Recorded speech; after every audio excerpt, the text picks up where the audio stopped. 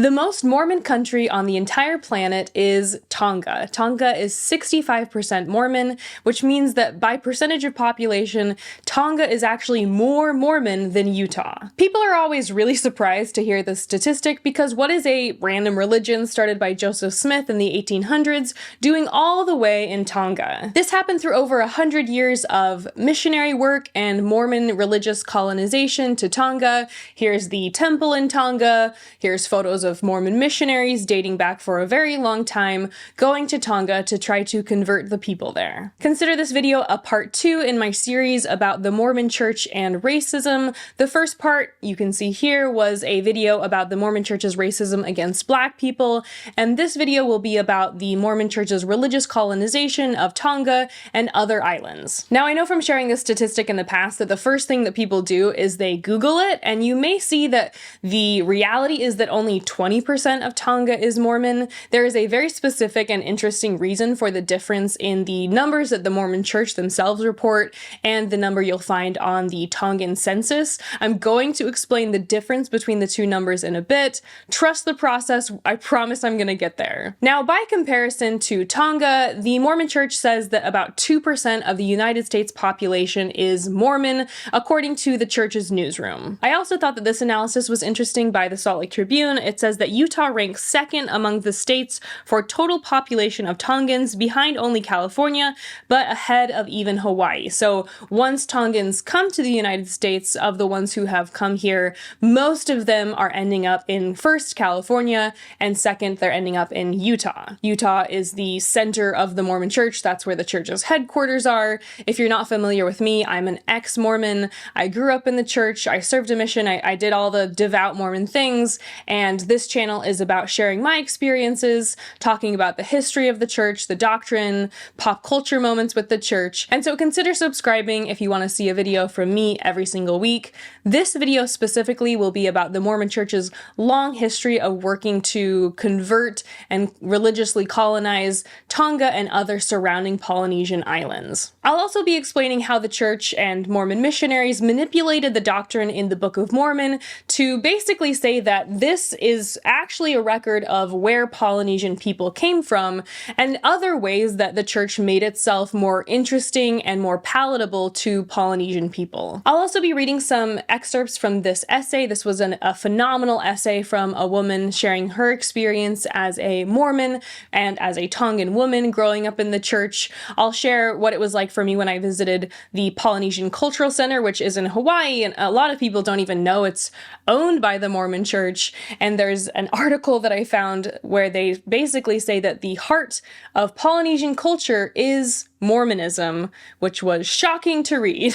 One thing that I shared in my video about the Mormon Church's history with Black people is that people are often surprised to hear that there are quite a few Black members of the church, still a very small percentage of total members of the church, but a lot of people think there truly just are no Black members of the Mormon Church. And the same thing goes for any other racial group. A lot of people think Mormons are only white. This has a lot to do with how the church does have a doctrine talked about in the Book of Mormon that white skin is superior, that as people accept the Mormon gospel, their skin will become white and delightsome. The Mormon Church actually changed it to be pure and delightsome, even though in other places of the Book of Mormon you can still find where it says that dark skin is a curse. However, I don't want to discount the fact that there are lots of Polynesian members who take to social media and say that they love being members of the church, they're happy. Here's an example of a TikTok video that I recently got served on my feed.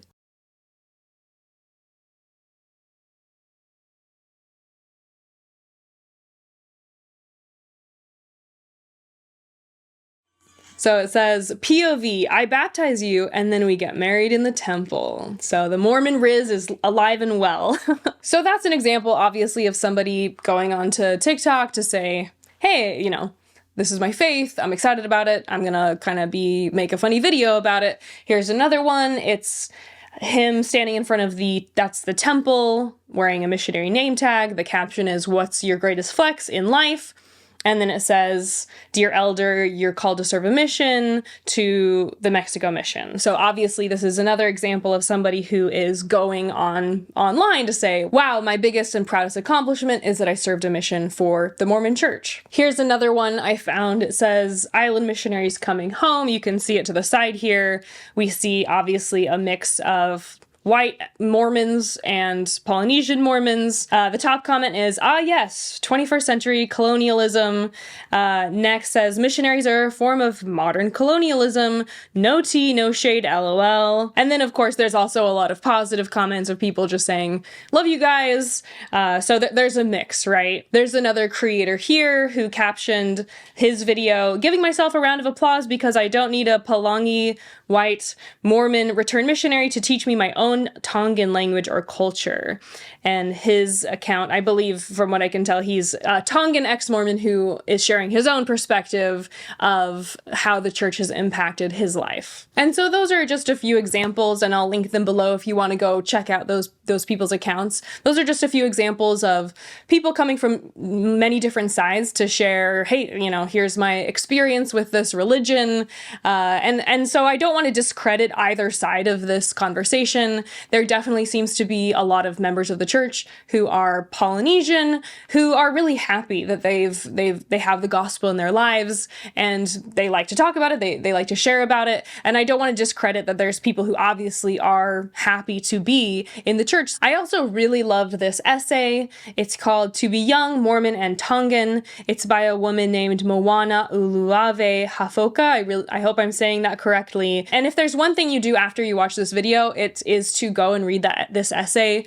As I'm doing my research, I obviously am just putting out a lot of feelers to see what there is out there about these different stories and these different perspectives. And if there's one thing I found that I would say you should definitely go check out, it was this essay. As I was reading it, it literally made me tear up and start to cry. The reason I love this essay is I feel like she did a really good job at articulating how much of a struggle it is to have these different identities, to be Mormon and also to be Tongan. Here's a passage that really stood out to me. She shares a little bit about her Tongan ancestry, and then she says, "Too often these stories aren't even told, and even when they are told, they are sanitized for mainstream Mormon consumption under the patriarchal white gaze, which always emphasizes the completeness of our conversions and the extermination of our cultural heritage. These are the program's Sunday school responses and takeaways. They had so much faith. They feared God more than man. Families can be together forever. All of the above may be true, but what also happened? What was required for my foremothers? They had to forget their familial ties, forsake their ancestral lands, and eventually their ancestral tongue." And so as the video goes on, I'm definitely going to read more passages from this essay, but I wanted to compare what she says here with what I found in this article from LDS Living, which is from the Mormon Church, essentially. LDS Living is a magazine owned by the Mormon Church, and here's a quote from this article. "The cultural tattoos are actually something that we discourage our employees to use." This is speaking of the Polynesian Cultural Center. So at the Polynesian Cultural Center, they're discouraging showing the culture, like the cultural tattoos.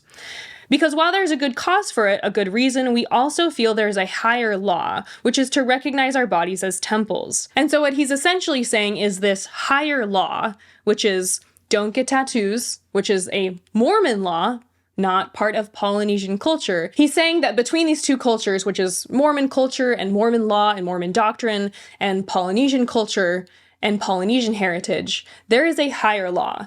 And that is the Mormon religion is going to outrank what might be part of the cultural heritage of Polynesian people, even at the Polynesian Cultural Center. The article goes on to say, "President Eyring referred to it this way when he gave me this assignment." So this is a quote from President Eyring, which is a Mormon prophet from the past. "Continue to preserve and portray the cultures of Polynesia in a unique and authentic manner. But never forget that the presiding culture at the Polynesian Cultural Center is the gospel." So at the heart of the cultural center should be the Mormon Church. And so I wanted to start the beginning of this video to compare those two quotes because unfortunately, the church even essentially says itself that these cultures are not going to exist in harmony, but that there is a hierarchy here, that if there is a point in Polynesian culture that brushes up against a Mormon expectation, it also talks about things like modesty, modest outfits, and kava. Anytime there's something from a culture, whether it's a Polynesian culture or any other global culture, that isn't compatible with Mormonism, the word of wisdom, Mormon doctrine, modesty and purity standards, you name it, if there's something that's not compatible with Mormon culture or doctrine, that thing will fall by the wayside. And the people of that cultural heritage, in this case for today's video, we're talking about Polynesian culture, they will be asked to give it up, because it is the lower law and the higher law is the Mormon Church's doctrine. And so obviously I want to completely honor and obviously bring up the fact that there are many Polynesian members of the Mormon Church who are proud to be Mormon. It's a core part of their identity. I think that this quote really shows what the church is asking people to do, which is not to exist in harmony with their cultural heritage, but to give up their cultural heritage if there's any certain part of it that does not jive with what the church asks of its members. And I find that to be very objectionable, very cruel, and racist to say our culture, our teachings, our doctrine are the higher law, and you should allow your cultural heritage to fall by the wayside, because the only way that you can be with your family forever, following all the Mormon rules, is by giving up parts of yourself that are not copacetic with Mormon teaching. When I sat down to make my outline for today's video, I kind of was feeling like I just research the history and give you guys a synopsis of how this statistic that is claimed by the church came to exist, this 60 to 65% of Tonga is Mormon. And then as I was recollecting, I realized that this aspect of the church, which is that Polynesians are a large part of the Mormon church, I realized that it actually came up a lot more in my memory than I initially thought when I just kind of was thinking back. As I was researching, more and more memories were coming up, essentially. The first thing that comes to mind is that it's very common in Mormon wards that if there is a Polynesian family, during testimony meeting, they'll get up and they'll say, "Brothers and sisters, aloha," and then the whole congregation will say back to them, "Aloha." And that would happen, I think in every Mormon ward I ever had, we had at least one Polynesian family. There's also the movie The Other Side of Heaven. This is a movie with Anne Hathaway. I remember watching it as a kid and feeling so lucky that there was a Disney movie with Anne Hathaway that was about my church. I was very excited about that. It portrays a real-life man named John H. Groberg. He goes on his mission to Tonga. He's one of the first missionaries to Tonga. When he came home from his mission, he wrote a book called The Eye of the Storm, and then that book was adapted into the movie The Other Side of Heaven. John H. Groberg did end up becoming a pretty high up leader in the church. The woman that is portrayed by Anne Hathaway, her name is Jean. When he got home from his mission, him and Jean got married and they had 11 kids. Another core memory for me is the white Mormon boys doing the haka somewhat constantly. I saw this on my mission. I saw this growing up. Usually how it goes is there's a Mormon who's Polynesian who teaches the members of the congregation, the boys, how to do the haka, and then they will do it during some linger longer, or they'll do it in the parking lot. There's so many videos. If you just Google Mormon missionaries haka, you'll find a lot of videos like this. The haka is not Tongan specifically. The haka comes from New Zealand and the Maori, but this was a very common experience to see all the boys circle up and then they all start doing the haka, which apparently is not something everyone experienced growing up. If you were also raised Mormon like me, you will also be intimately aware of the movie Johnny Lingo. Johnny Lingo was written by a Catholic woman in story form, written form, and then Brigham Young University produced a short film named Johnny Lingo, and I have memories of watching this in the temple while my parents were doing the endowment ceremony, and I as a kid, you're not allowed to do the endowment ceremony, so they had us sometimes watch movies or shows in the lobby while the parents were doing the little ritual. Johnny Lingo is a story about how a man comes to get his bride, and they are negotiating the bride price, and so he's deciding how many many cows he's going to pay for this woman. Here's a scene from the film. Mahana, you ugly. What are you hiding up there for? Today is a day of bargaining. Come down and be ready to greet your husband-to-be. Mahana, I will not have this. Shall I follow you up there with a stick? Do you want me to put bruises all over you so that Johnny Lingo will see what a disobedient daughter you are? Let me. Produced by the Mormon Church. The top comment is, "This is what we saw in primary or Sunday school when a teacher didn't show up," which is very true. I watched this countless times. And I'll say, by the very, very end, there is a nice message, but you really have to go through a lot to get there.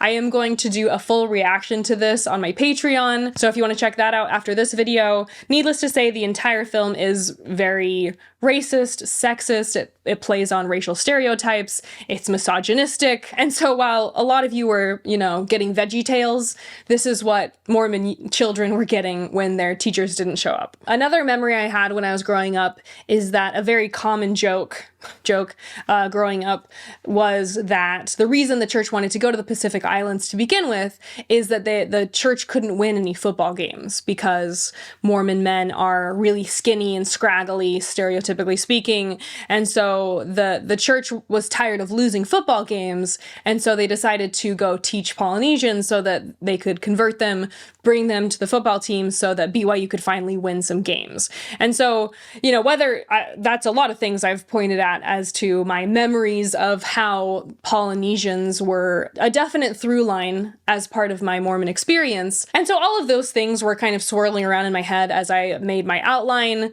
It's funny now looking back that it seemed pretty normal as a young Mormon kid to have all of this interfacing with Polynesian culture, even though I never was wondering, why isn't it a bunch of German people in my church, or why isn't it French people, or why is it not Chinese people? I feel like it felt normal at the time, but looking back, I realized that there's a very specific reason why Polynesian people are so represented within the Mormon church and Mormon culture. Now, obviously, I am a white person. I said this in my last video about the Mormon church and racism, but obviously, even though I am a white person, I can still care deeply about these issues. This is still a church that I was a part of. This is still a history that I didn't learn growing up in the church, and I think that giving a voice to these stories is really important to me because I think that these are things that members of this church deserve to know. A common through line of my video about the Mormon church's racism against Black people is just how often Black members were converted, baptized, paying tithing, going to the temple, doing all of the Mormon things, and nobody ever told them about this history. And I think that if you're going to join a church, if you're going to continue in a church, you deserve to know the church's history. Any organization, I think, if you're going to become a part of it, you deserve to know where it came from, its current practices. Even this LDS Living article, which was published not that long ago, straight up is saying the heart of Polynesian culture is the Mormon doctrine and gospel. I think that these are just things that are vitally important to share with the world. And so that's why I am making this video. Thank you for your patience as I did a little bit of that intro. As I said, I'm getting to the portion where I explain the difference in statistics. On the church's website, it says that there are approximately 68,000 Mormon members of the church in Tonga. If you look up the population, it's about 104,000. So by that math, it would mean that Tonga is approximately 65% Mormon. By contrast, if you go and look at the census happens about once every 10 years. The last one was in 2021. According to the 2021 census, the self-reported numbers show that about 19,000 people are self-identifying and self-reporting as Tongan. So while the church reports about 68,000, self-reporting numbers show that about 19,000 Tongans say that they identify as Mormon. So obviously those two numbers are not close at all, and the reason for that is that the church is not reporting people who have stopped attending. So the church is very sneaky with their numbers because they report number of baptisms, which is basically the best case scenario possible for them saying, okay, if we say who's a member, we'll say anyone who was ever baptized is a member, which is so funny when you consider the Secret Lives of Mormon Wives, where all of them are saying they're not Mormon. But the church is definitely counting them as members in these types of numbers where they're saying, oh, look at this, we have this many million members. Well, you want to count them here, so I think you have to count them. It's a little hypocritical to say we'll count them on our numbers to look like we're a big shiny church, but we won't count them when they're embarrassing us. All of that to say is that I do think it's probably pretty accurate that about 68,000 Tongans have been baptized at some point. I think that the reason I find this number interesting is I think that the number of people who are choosing to not self-report, even though they've been baptized, that is a pretty damning number. You can see here on Wikipedia it says, mainly because the LDS Church does not remove an individual's name from its membership rolls based on disengagement from the church, which for me was a huge reason I, long before I wrote my book, How to Leave the Mormon Church, long before I made my first YouTube video, I chose to remove my name from the records of the church because I feel like my name belongs to me, and because I know how proudly they proclaim from the rooftops and the tops of mountains, we have so many members, look at us. And I personally just did not want them to be able to count my name amongst their numbers. And who knows, maybe they still are. But I know that I took my name off. And if you want to do the same thing, you can go to quitmormon.com. I also did it because they will continuously still send missionaries to you as long as you still have a membership. So even though I left the church for a few years before I took my name off, we were still getting missionary visits, or we were getting letters in the mail to say, come to church, or we'd still be getting people basically trying to get us to participate. So after I removed my name, I stopped getting all contact from the church. So that's another reason to check out the website if you don't want the church to contact you anymore, because once you officially and formally remove your name from the church's records, then they'll stop contacting you. I also think the reason the discrepancy between the numbers is interesting is that it does show just how many people have been impacted by the Mormon Church. It's kind of crazy to think that the church has baptized about 65% of Tonga, even though a lot of those people don't attend, they choose not to self-report, and even amongst people who self-report, it's unclear how many of those people are going every Sunday, paying tithing, going to the temple. It's probably an even smaller percentage. According to this article, it says it's more like about 20% because about 2/3 of the members of the church in Tonga don't regularly attend, or they identify with some other religious group even though their names are still on the church's records. It's almost like the story of the emperor's new clothes, where he walks around and he thinks he's wearing this beautiful robe, but he's actually naked.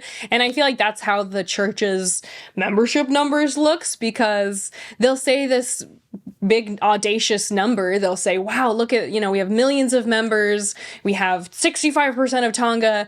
And then if you look at the census and see how few people are reporting that they are attending church and they're self-identifying as that religion, it makes the church look pretty dumb, in my opinion, because they're obviously stretching the truth so far that it's looking a lot more like a lie. According to this article too, they at one point said that they stop counting people once they turn 110, which is also a form of lying or fluffing your numbers to the point that it's just a lie. Because for someone like me, if my name was still on the records of the church, if they never hear that I've passed away, say I passed away when I'm 80 or whatever, they will continue to count me for 30 more years as a member past the date of my death, because they just want to be able to say like, oh, well, she might be still alive, so we're going to count her just in case. So these numbers really are just not representative when you consider all of these different ways in which they are inflating the numbers.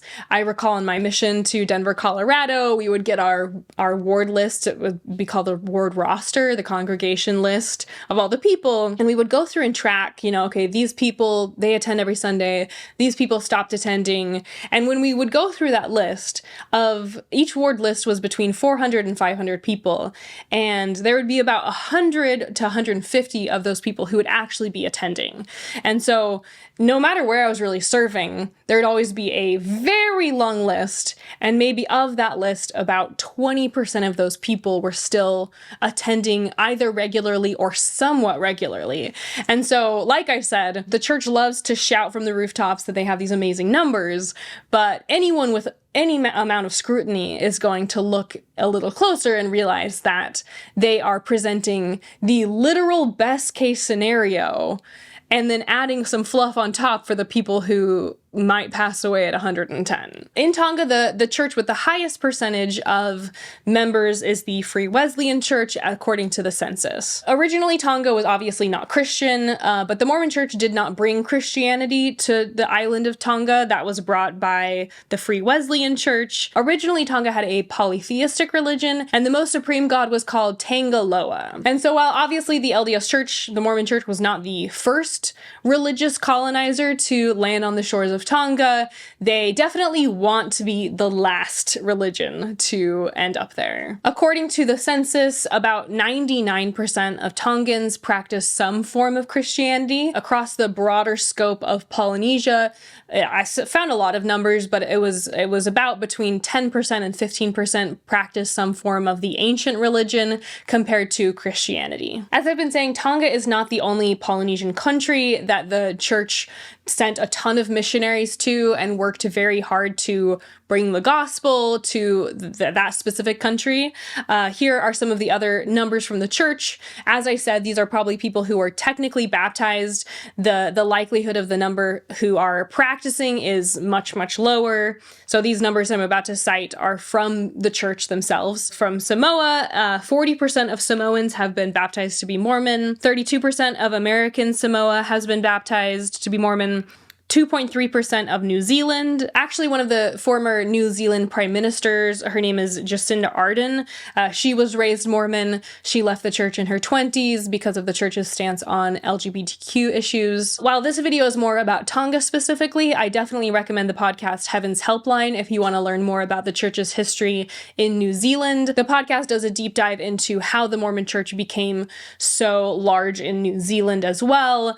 But as you can see, this entire region of the world has been a focus of the Mormon Church. Just a quick reminder before we continue, please like this video, subscribe to my channel, drop a comment if you have some interesting link or information to share about this topic. I think a lot of people hear Mormon and they think Utah.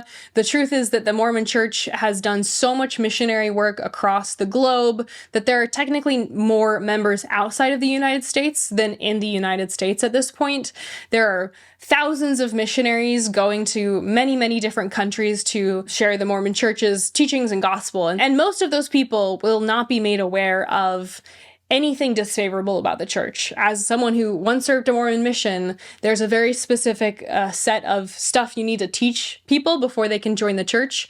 And none of that has anything to do with Joseph Smith's polygamy, the ban on black members, the church's efforts to say that, hey, tribal tattoos or cultural tattoos, we're going to discourage that because it's against the church's teachings to disfigure your body, and many, many other things. And so if you know someone who may benefit from hearing the information in this video or the information I share on my channel, please consider sharing this video with those people. So as I said at the beginning, the church and missionaries used the Book of Mormon as a way to appeal to Polynesian people specifically. The Book of Mormon, as I've shared in other videos, you can watch this for a more in-depth explanation of the Book of Mormon, but essentially Joseph Smith, an angel appeared to him in New York and said there were some gold plates and that Joseph Smith needed to go dig up those gold plates and translate them into English, and that became the Book of Mormon. So the Book of Mormon isn't a story about Joseph Smith. It's actually supposed to be an ancient text that Joseph Smith translated into English.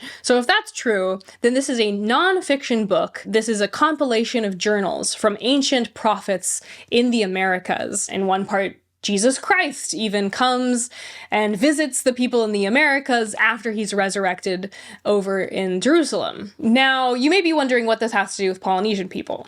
So, for a very long time, church leaders taught that the Native Americans discussed in the Book of Mormon were also the ancestors of Polynesians. So, the way this all went is that the people in the Book of Mormon, Lehi, a family, Lehi, Nephi, this family in the Book of Mormon, they were in Jerusalem. Then they get on a boat, here's some art to show them on the boat, and they land somehow in the Americas. And the Book of Mormon used to claim that those were the primary ancestors of the Native Americans.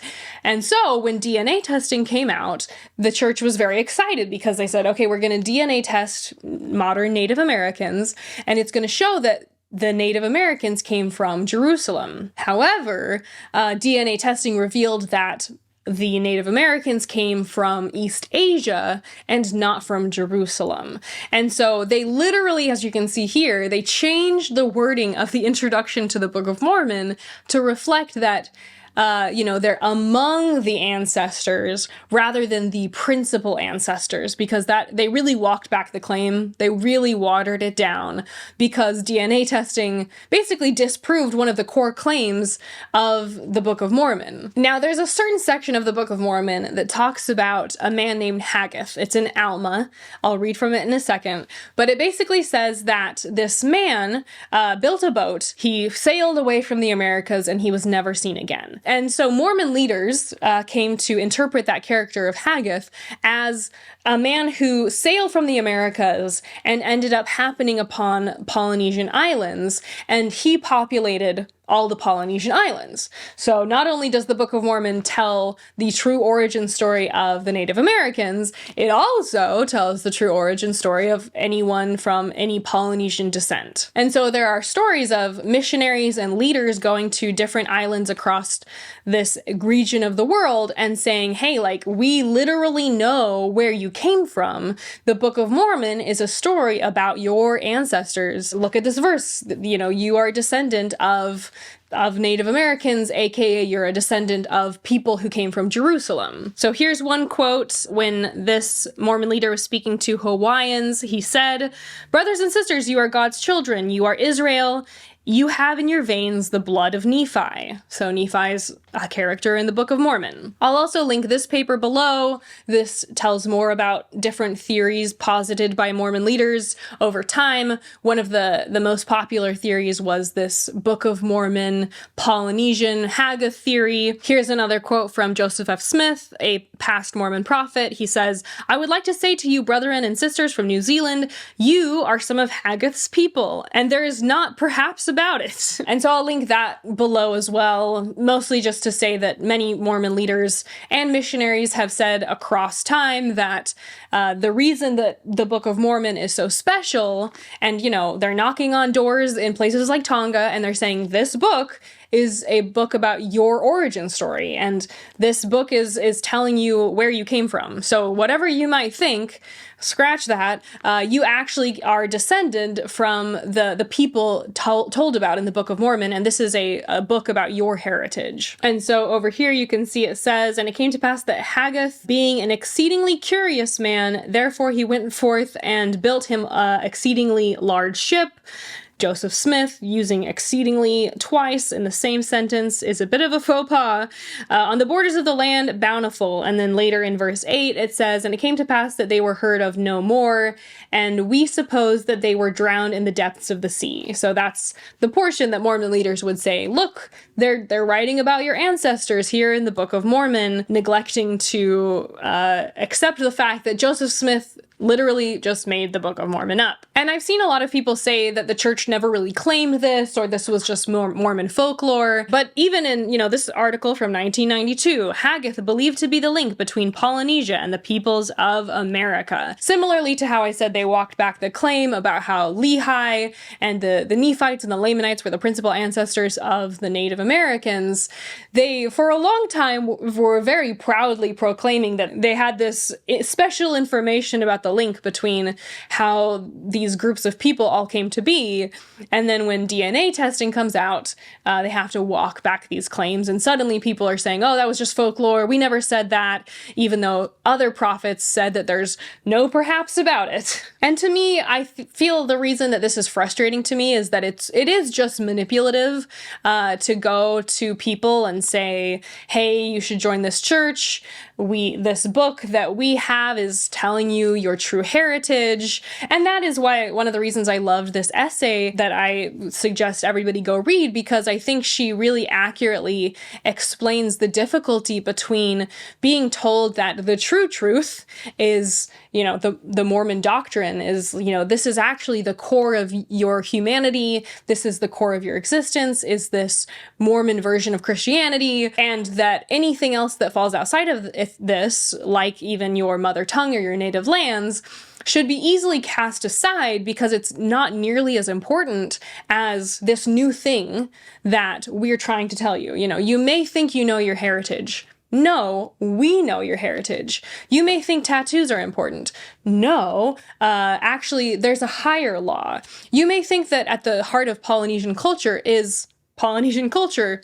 No, it's the gospel of Jesus Christ. And so I find these things very manipulative because it's basically asking people to trade what is their true cultural heritage for what is just a bunch of nonsense. And I think the difficulty too is that by the time people are first, second, and then third and fourth generation Mormon, they are now so far removed from their original cultural heritage, and in many cases their mother tongue and their native lands, that they no longer can even access it in the same way their forefathers could. And so they've come to exist in this very middle place, this marginalized place, which brings me to my next section I was going to read from this essay. She goes on to say, I was born and raised on the west side of Salt Lake City. My parents carried the dream of my grandparents in their search for economic stability and educational opportunity.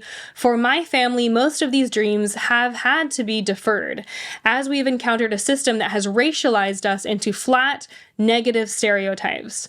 Contrary to common Mormon belief, the church does not function outside of the confines of the sociological trends, but within them, often amplifying them from the pulpit.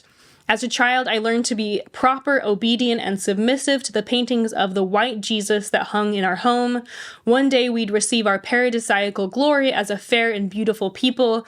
In our church classrooms, I was taught to dismiss our Fahu system that honored and respected women's voices, and instead adhere to the strict patriarchy that is celestial order. As I watched many of my fellow Tongan family members and friends' inability to conform, I was asked to make the same sacrifice as my foremothers had once done. Forget my familial ties, forsake my ancestral lands and my ancestral tongue. And so I think this middle place is very complicated and so heart-wrenching to hear this story of being torn from your culture, being told your culture is wrong or that there's a better way. And then when you try to follow that better way, you're not accepted there either, as she's saying. The people who converted to the church are being told, look at this grand, beautiful vision, streets paved with gold version of what the church can be. And then once they get to Salt Lake, they come to the United States, they go to the Mormon heartland, and they're racialized and they're not wanted. And they're told, well, you're not white. And it also reminded me of when I was on my mission in Denver, Colorado. I served in a specific area where there were a lot of Polynesian people. And I remember one of the biggest reasons that they were upset at that time, they were lobbying the headquarters of the church to basically form their own special congregation. So this is very common within America. They'll have a Spanish-speaking congregation or ward, or they'll have a Polynesian-speaking congregation or ward. You can see over to the side here that this person is lamenting on Reddit. It says, dissolved the Spanish ward in my stake yesterday. Another example of the lack of cultural sensitivity in the church. So when I was on my mission, people were upset because the church was not allowing them to essentially congregate in the way they chose, but instead saying that the goal of Mormon congregations in the United States should be assimilation. And I saw this time and time again on my mission and in my time in the church, that rather than having cultural sensitivity to different people from different walks of life, they say explicitly, the word assimilation was used, that rather than encouraging people to break off into cultural groups, rather than having, saying, okay, we'll let you have a Tongan congregation or a Polynesian stake.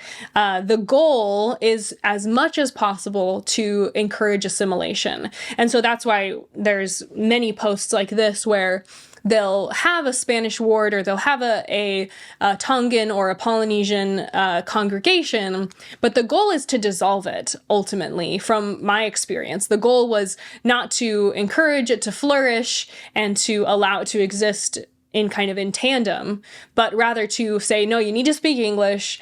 You need to join all these other, white and the true version of the church in America, and to just discourage having people be able to celebrate and break off into their own cultural groups. And so the core of this drumbeat is the same across whether it's a Spanish ward or a Polynesian congregation or even the Polynesian Cultural Center. The drumbeat is the same, which is that you should forsake any part of your culture that is not resonant or does not jive with the core part of Utah Mormonism, essentially, and that instead you should supplement anything that doesn't jive with Mormonism for the higher law. To go a little bit more into the Mormon Church's history in Tonga, I'll say too that another frustrating part about histories like this is that, as you may have heard, history is written by the victors. I think in this case, history is written by the colonizer. Most of the books and texts that exist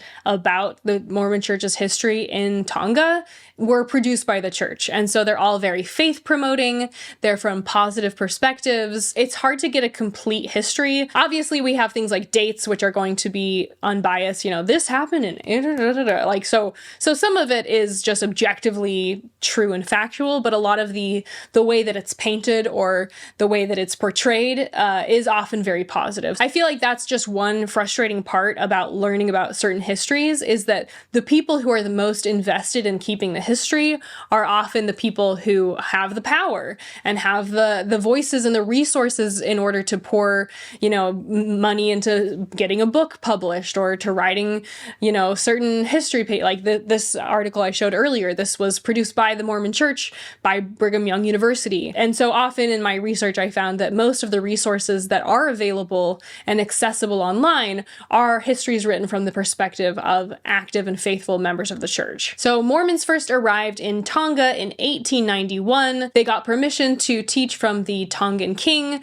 and it seems that progress initially was pretty slow moving because people found out about unsavory things to do with Joseph Smith and Brigham Young and polygamy, and so initially they did not have a lot of success. They had such little success that the missionaries actually went to Samoa instead as a way to be more productive. But in 1907, they came back from Samoa, and by about 1916, there were 450 members. And so in the first 20 years or so after making contact, the church really didn't have a lot of success. As of 1916, the Tongan mission was organized, and the next notable moment in this history is the Passport Act of 1922. Here's an old news article which explains the Passport Act. Essentially, they saw that the Mormon Church was growing, and they decided to make it so that no more missionaries could come to Tonga. As I mentioned earlier, the Free Wesleyan Church arrived in Tonga before the Mormon Church. They had deeper connections with the Queen, and so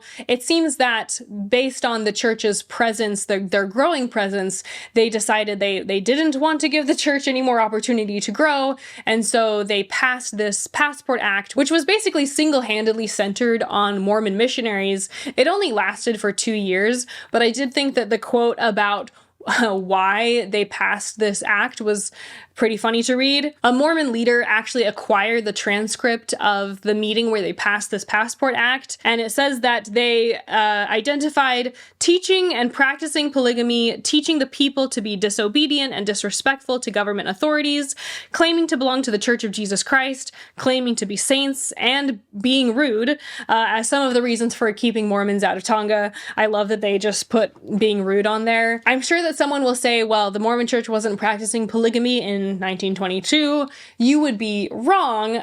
Mormon leaders were still practicing polygamy at that point, even though they got rid of polygamy in 1890. There were Mormon prophets practicing polygamy up even till 1922 and past that. And oftentimes there were other people, not just the prophets, but people part of the just general membership of the church who were still practicing polygamy. And so it sounds like, based off of the Free Wesleyan Church and their connections with the Queen, along with the way the Mormons were acting and treating other people, they essentially said, we don't want any more of this religion, and so they passed the Passport Act. As I said, though, they got rid of this Exclusion Act pretty quickly, and so about 2 years later, Mormon missionaries started coming again.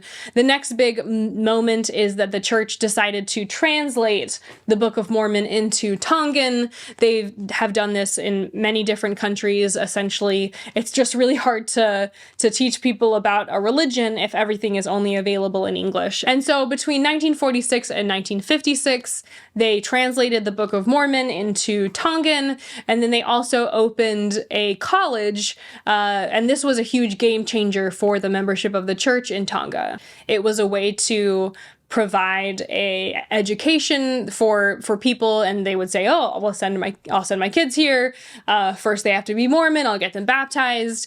This is going to be a good education. It seems like a lot of people were drawn to the schools because they were a promise of better education than the schools that were already available to the people of Tonga, and in other places too. They've done this, BYU Hawaii is an example of this. And so in 1947, the church opened Liahona College. They changed it to be a high school in 1959, and that's what it is today. So if you Google Liahona High School, you'll see that that's still a high school in Tonga today. If you're Mormon, you know that Liahona comes from the Book of Mormon. If you're not Mormon, you probably don't. Liahona refers to a special device that Lehi and his family used to navigate in the Book of Mormon. I also spoke with someone else who his family has Polynesian ancestry, and he basically said that it's why the church is often seen as a net positive, is that they offered, the Mormon church offered better education, they built schools, they translated their scriptures into the native tongue, the missionaries learned to speak Tongan, and so in some ways it's seen as, I feel like the best way to describe it is that the church was the most compassionate of many bad options. So when you consider that once an area has been colonized and potentially its natural resources have been stripped, a lot of the opportunities have been taken away, maybe they've started discouraging the use of a foreign tongue. Once a nation has been colonized, a lot of the things that made it flourish to begin with have been taken away from it. And so by the time a more compassionate colonizer comes along and says, we'll learn your mother tongue, we'll translate things into your language, potentially there's going to be some marriages between the two different cultures, here's a school, this is still going to be colonization, but amongst many bad options, they're still choosing what seems to potentially be the best option. This is a job listing I found for Liahona High School. It's for a computer teacher, and it says, our purpose is to help students deepen their conversion to Jesus Christ and his restored gospel, Mormonism, to qualify for the blessings of the temple and to prepare for missionary and church service and to build the kingdom of God. And so while I think it's, potentially a positive that they have a school and that children and students are learning good things from the school, the stated purpose of the school is to help build the Mormon church up. So let's teach the kids the Mormon gospel. Let's get them to have a testimony, a belief in this church, and then we'll send them on missions to go convert more people.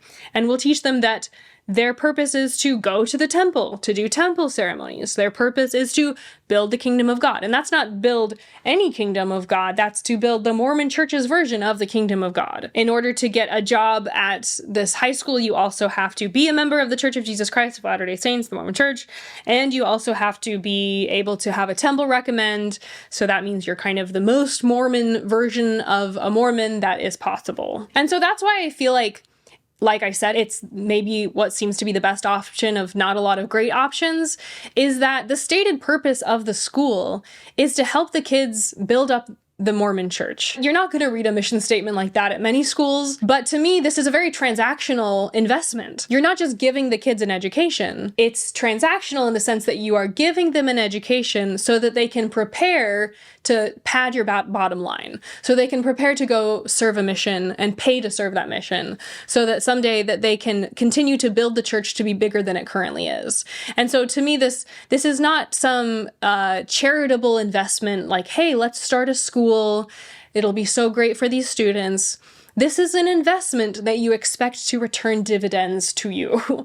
This is an investment where you expect the students to grow up and become members of the church that will then find more converts and grow in that way. And so this is not just, here's a school, enjoy. This is the church saying, we expect these students to do something because we gave them this education. As I was paging through this Facebook page, I also found the dress code because, BYU has a dress code. If you want to learn more about my experience at BYU, you can check out my video I made about BYU a while back. But here's the Liahona dress code for girls. Hair dye is prohibited. They have to have their hair braided. They are not allowed to wear makeup, which I found to be shocking, and no fake lashes either. So, why the church is not allowing girls to wear makeup in high school at the church-owned university, that did shock me. I was definitely expecting like modesty requirements, but not even allowing them to wear makeup, to me is pretty messed up. I also found this flyer to be interesting.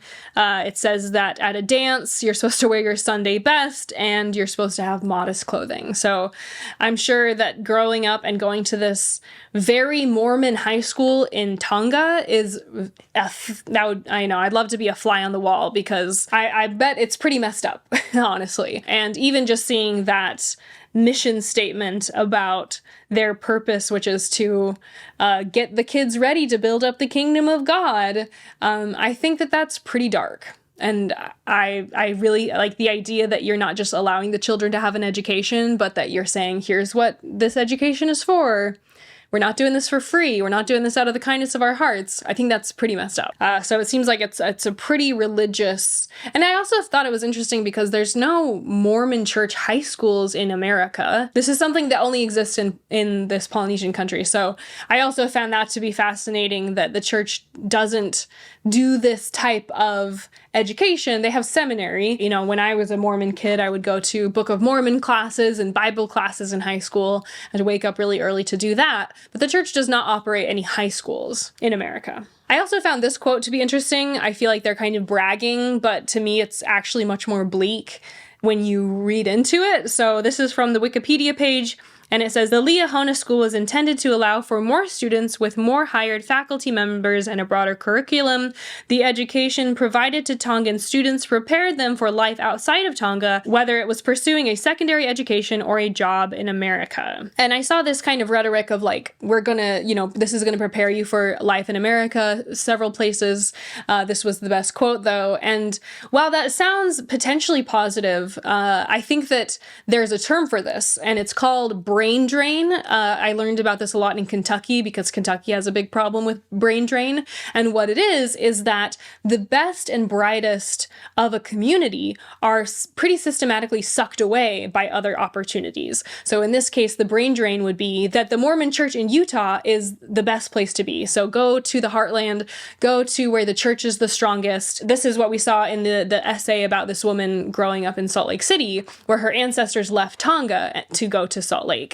And the impact of this type of rhetoric, which is you're going to go to Liahona High School, this is going to prepare you for a job in America, is that you are basically taking away these well-educated Tongans and sending them to America, so that instead of building up the community and the infrastructure and the culture and building up opportunities within Tonga for Tongans, you're now outsourcing that brain. You are taking that talent to America. And this is actually very detrimental for communities, because instead of building up their own community, they're taking that talent and they're moving it elsewhere, essentially. And so there's multiple ways in which they are taking these talented Tongan people and saying, you can't actually be necessarily focused on building up your own community. You should be focused on building up the church, and you should be focused on getting a better job in America where there's more economic opportunity. But as we read in the essay, they moved to Salt Lake, and from what she experienced, this was not this beautiful opportunity that her grandparents thought it would be. Instead, they move and they experience poverty, they experience being racialized and stereotyped, and it's just not this brilliant, beautiful dream that they were promised. In this essay, she says, I wonder if my grandparents would have joined so fervently, so resolutely, had they known the complicated journey ahead, had they fully understood the weight of their sacrifice, a sacrifice that would be tested by racial, socioeconomic, and gender discrimination from the very institution that said it would save them. And so that's why I find so many stories of colonization so heart-wrenching, especially firsthand accounts of people who are on the front lines of being religiously colonized in this way. Another example I thought of is the Lamanite program, which basically was a similar educational promise where the church went to different tribes and said, hey, send your kids to us during the school year and we'll teach your kids. But they also then taught them the gospel and tried to indoctrinate them. And many of the children were treated as basically live-in maids or housekeepers who were unpaid. There was other even greater tragedies that happened to some of these students or children who were taken and lived amongst these Mormon families. There's a lot of photos of this, a lot of lawsuits associated with this program. But whenever I've posted about it, some people have said, hey, I actually was a child who was in one of these programs and I got a good education and it got me away from a bad situation back home where we didn't have enough food or we lived in poverty. And so that's why I think it's so challenging for a lot of these people, because the church did give them some good things. The church gave them, food on the table, or the church gave them an education. But it's not like this was chosen out of a series of many, many good choices. It was often chosen as a result of a lot of really bad things coming into these people's lives, and then the church was the best of many bad opportunities. Especially, I think, like she's saying in the essay, which is that once you're on the third or fourth generation of converts, you don't have a memory of what your culture was like before your family converted.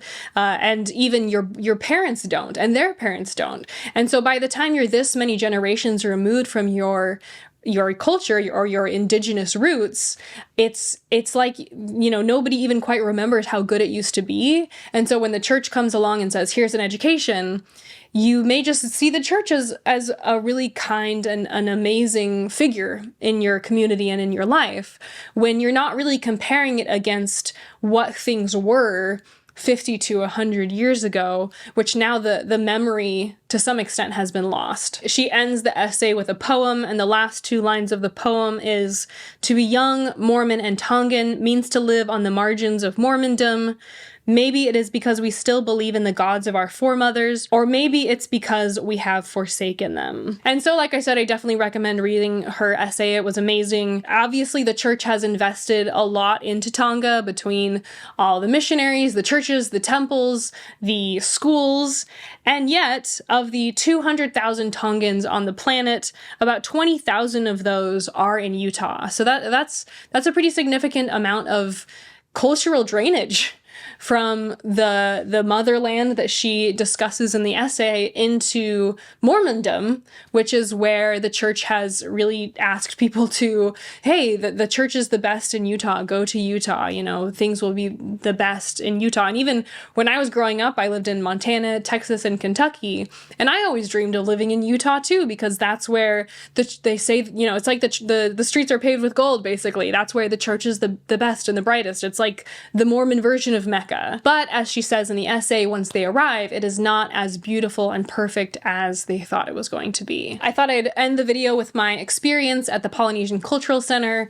I already shared that quote with you about how they discourage tattoos and about how they are saying that the heart of Polynesian culture is Mormonism, which is wild, and I literally cannot get over that quote. Here's a Reddit thread where somebody asked, is the Polynesian Cultural Center worth it? The interesting thing about it is that when you drive past it, it's really not actually almost at all recognizable that it's associated with the church. So it can be a little bit misleading to me that if you walk around, as I walked around, this was about 6 months ago, there are some missionaries, you see the black tags, but there's not a lot of them. And then all of the people, a lot of them had lanyards and it said BYU Hawaii on the lanyards. So if you read between the lines, and obviously going into it, I knew that the church owns it, but if I was just a non-member, if I was just a Hawaiian tourist and I happened upon it, you wouldn't immediately know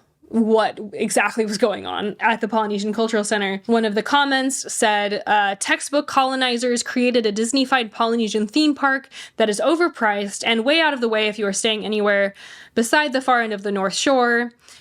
So that is obviously someone who is against it. Textbook colonizers, Disney-fied Polynesian theme park. And then another comment said, as a Polynesian and former employee, the PCC is amazing. It's authentic, entertaining, great food, and so much to experience. Each island you get to visit is spot on. So I think it's kind of hilarious that, as a Polynesian and former employee, aka as a Mormon myself, this person is obviously Mormon. Most of the employees are members of the church, if not all of them. And at the Polynesian Cultural Center, basically, as you walk around, there's different islands represented. So you could go to Fiji, you could go to Tonga, you could go to Samoa, and they'll have different exhibits, or the people will be wearing different outfits. Somebody else in another comment compared it to Epcot. If you've ever been to Epcot, you go to the different countries, and it does legitimately feel like that. I didn't leave there feeling like it was just the most authentic experience. I think comparing it to Disney is a very legitimate criticism, in my opinion, because it feels quite sterile and removed. Not that I've personally never been to Tonga, I've never been to Samoa, and so I can't speak from firsthand experience, but it felt sanitized enough that I think that these criticisms felt quite accurate to me. I also found this paper, so it's called The Tourism and Cultural Identity, The Case of the Polynesian Cultural Center. So I started reading through it, and within the first page or so, it said, rather than victimizing Indigenous people, tourism empowers them to create cultural identities that suit and serve them. So obviously, the author of this paper is saying, hey, this isn't victimizing Indigenous people or selling out their culture in order to make some tourism bucks. This is actually really good. And so, of course, I Googled who wrote this. This paper was literally written by a white BYU Hawaii professor, as you can see here. That's my experience time and time again when researching the church. You'll find something maybe posted in some sort of academic journal, or you'll find a little article written online. Potentially, if you first look at this article, it might really feel like, oh, this looks impartial. But then if you Google the author, there's always a partiality to it. And I know, here I am as an ex-Mormon. I said that at the top, though. I'm not trying to. My channel is under my name. I make my bias clear. So hopefully most people feel like they know exactly what take they're getting going into it. But to me, this article doesn't exactly scream of bias. But if you go and Google his name, I think that you get a much better sense of his partiality. So anyways, I found that article interesting. I will say also, when I was first walking around, an employee came up to me at the Polynesian Cultural Center and really, really quietly, he was like, "Do you make YouTube videos?" And I was like, "Yes." And he was like, "I really like your YouTube videos," or "I like your videos." And then he quickly walked away. And then he almost looked a little freaked out. Like I think he was afraid I was going to say something more loudly. And I was like, I mean, he might even watch this. He probably will. So hi, thanks for saying hi. But I think if anything else, to me, like these little interactions to me show that the Mormon church is low-key a cult, because he can't just walk up to me and say, "Hey, ex-Mormon person online, I love your videos." He has to very covertly, discreetly say, "I like your videos," and then run away, and then looked a little freaked out as long as I was in his vicinity, because I think he was worried that I would say something like, "So which of my videos is your favorite?" And I'm like, man, I know what it's like. Like, I know you're worried you could get fired if I outed you for watching my videos. And so that was interesting that I was recognized, but in a very discreet and kind of anxious way, to be like, "I like your videos, but please, I wanted to say hi, but please don't make this obvious to anyone else near me." Another thing that we happened upon while we were there is that they were doing, here's a picture, they were doing fake tattoos. So I was noticing a lot of the employees had these tattoos, and they wear kind of cultural outfits to represent the different countries that they're showing off. And a lot of them had these fake tattoos. Well, it was from afar away, you couldn't really tell they were fake, but then when you got closer, you could see that they were a little smeared. So here's a station where you could get a fake tattoo. So to me, that was also very insulting, I think, that they discourage real tattoos even amongst their Polynesian employees, but they do allow for the experience of a tribal tattoo. I just felt like that was kind of insulting, that they will do the song and dance of like, "Look, we have tattoos," or "This is part of our heritage," but we're not allowed to actually get tattoos as part of our heritage. As I've been referencing, there's that tattoo quote, and I definitely also recommend just reading that whole article. I think juxtaposing the two and comparing the personal essay and this LDS Living article, it tells you everything you need to know about the way the Mormon church views Polynesian people and Polynesian members of the church. But what I did think was interesting is that quote was actually given by the Polynesian Cultural Center president. So I clicked through to him, and he seems to be the only non-white Polynesian Cultural Center president ever. So if you go scroll through, as you can see here, every Polynesian Cultural Center president up until him has been a white dude. And that's another thing that I just, the idea that a white man is the president of the Polynesian Cultural Center, that also tells you everything you need to know about how the church views Polynesian culture. That they're like, well, if someone's going to run the center, it needs to be a white dude, because you guys, we can't even let you have that power. So at least after decades of choosing white leadership, they finally allowed a real, actual Polynesian person to be the head of the Polynesian Cultural Center. But, I think that, as I said in my first video about race and the Mormon church, I feel like their willingness to engage with other cultures is merely to gain access to the people to get converts. I do not feel that this willingness to show an appreciation for culture is really based on anything other than the transaction of converts. And I think that that's why that feels like Disneyfied version of Polynesian culture. I think that that's why the Liahona High School to me seems so dystopian, I guess, or cruel, is that it's really not about lifting a community. It's about preparing people to uplift the kingdom of God. It's about preparing people to get a job in Utah or immigrate to Utah. All of these things are not good for goodness' sake. They are transactional. And so that's why for me, as someone who is not Polynesian myself, but has seen Polynesian members of the church and has, now studied this more in depth, I see a lot of things that I find to be very frustrating, because it's like the church wants to say, we care, but then in it is their own motive for the way that they're going to see some benefit or get the complete upside of these people joining. Also, while I was at the Polynesian Cultural Center, the guide said, we were on this boat, and he said that he was like, thank you so much for visiting the park today, because while you are here, your admission helps fund our education at BYU Hawaii, and me having a job here helps me fund my education. So thank you for being here. I also found that frustrating, because the church has over $200 billion. And the idea that he's saying, I appreciated him being gracious, and I'm not blaming this guide for this statement. I'm guessing they actually asked him to say that, to encourage people to buy more chips and buy more things while we were there. But I feel that the idea that they should be working at this cultural center, which is also kind of serving as a missionary opportunity. Keep in mind, like I said, there were missionaries walking around. I think it was probably pretty clear that based on the people who I was there with, we had already heard the Mormon pitch. But the idea that the church is one of the wealthiest organizations on the planet, and they're not just paying for these people's education, I just feel like that's silly. I think that if a church has $200 billion, maybe you should just give them the tuition for free and not ask them to play this Polynesian role at the Polynesian Cultural Center, whose purpose is to be a missionary for the church. And if there's any doubt about the Polynesian Cultural Center being a missionary work opportunity, I share this in my other video about race in the Mormon Church. This is a book by Joseph Freeman. He was the first Black man to receive the priesthood after they reversed the ban in 1978. And the way that he got introduced to the church is through the Polynesian Cultural Center, and he married a girl, a Polynesian woman that he met at the PCC. And so it is a missionary opportunity. It's not as overt as if you were to walk into a church. There were different moments. They would talk a lot about family, for example, and how families can be together forever, code for Mormon.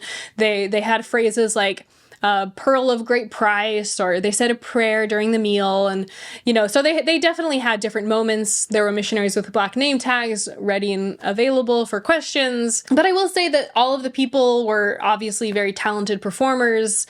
It's not like they were being held there against their will. And I think that indoctrination and colonization are things that can be really tricky to tackle, because there are people there saying, hey, I want to be here. This is what makes me happy.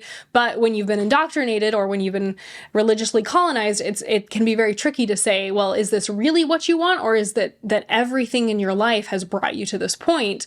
Just like me being Mormon, every single input into my childhood was that this was the right choice. And so there's a very thin line here between choosing, like fully choosing, and indoctrination, which is that you've been heavily influenced to make this choice over the course of your entire life. And so it's not particularly surprising that you chose this way when everything in your life conspired to make you the way you are. To read another quote from this article, it says, "The center isn't just sensitive to long-held cultural traditions, however, it also works to eliminate those parts of worldly culture that are not in line with gospel standards. One of those things is the kava drink, a narcotic sedative ceremonial drink." They also say the PCC makes sure its costumes stay as true as possible to the Polynesian culture, but they also stay unusually modest, standing apart from the skimpy coconut shells and midriff found in other places. And I also thought, here's a picture. All of the women had these capris basically underneath all of the grass skirts and stuff. They had this added modesty layer that, from what I can tell in my research, is not typical to traditional Polynesian dress for women, but they add, there's also no midriffs, like it said in the article. They never show any tummy. They have tube tops, though, which is still technically not as modest as the rest of the church would expect them to be. So that was the other interesting thing reading this article, is that they're defending the cultural choices made. It's titled, "Why are there so many tattoos and strapless costumes at the Polynesian Cultural Center?" So they go on to defend and say, hey, some of them do get tattoos, but it's not because we said it was okay. It's because they chose to do that on their own time and we didn't kick them out for it. Or, why are there strapless costumes? Well, we do actually make them be more modest than some Polynesian outfits. And so it's interesting because this article is actually meant to defend allowing them to have the amount of culture that they do let them have, even though they've taken away some of the more egregious elements of the culture. So it's really, to me, it's just monstrous that you would even start a cultural center with the intent to remove parts of the culture that is not savory to a Mormon audience. The final irony I'll share is that they did actually serve coffee during the final meal that we had there, which was crazy. I was like, this is my first ever Mormon church made cup of coffee. And it was kind of hilarious because the coffee was disgusting. It was not very well made.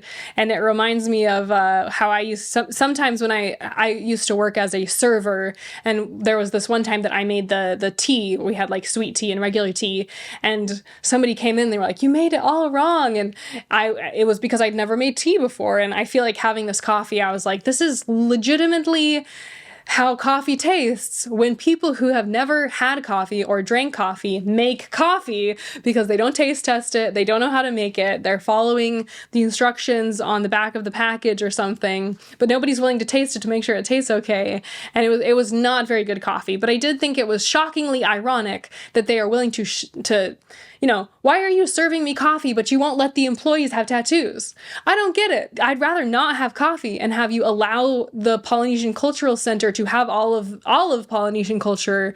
The idea that in this article, they're like, well, we don't allow kava, but I was served a cup of coffee. And what's more, get this, they even have a coffee shop at the Polynesian Cultural Center. Like, I just felt like it was so frustrating that they will serve coffee to, the Gentile audience that they're expecting to come visit the Polynesian Cultural Center. They'll serve coffee so that they don't seem too crazy and kooky, but they won't let the performers and the employees and the participants show all the sides of their culture, because that's not Mormon enough, or those parts are not in line with Mormon doctrine. And to me, I felt like it was really unfair. And I don't think, if you're not going to let the employees have kava, don't sell coffee at the Polynesian Cultural Center. You guys you're so frustrating. Like I said, if you want to meet me over on Patreon, I'm going to do a full reaction to the show Johnny Lingo. So check out Patreon if you want to see my reaction to that. If you enjoyed this video, don't forget to like this video and subscribe to my channel. Feel free to share it with anyone who you think might find this information interesting. Please consider reading the full essay, To Be Young, Mormon and Tongan. I think that was one of my favorite things I read and found during my research. Consider checking out the profiles of the people I shared. Thank you so much for watching, and as always, I will see you all next week.